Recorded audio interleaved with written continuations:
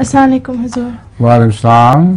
मेरा सवाल है कि नए अहमदियों की तरबियत के लिए हज़रत मसीह मौऊद अलैहिस्सलाम की कौन सी इंग्लिश तर्जुमे वाली किताब बेहतर हो सकती है?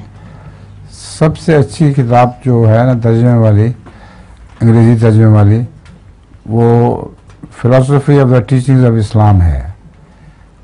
वो निमुशान किताब है। वो साहिब इल्म लोगों की तो कार पलट देती है।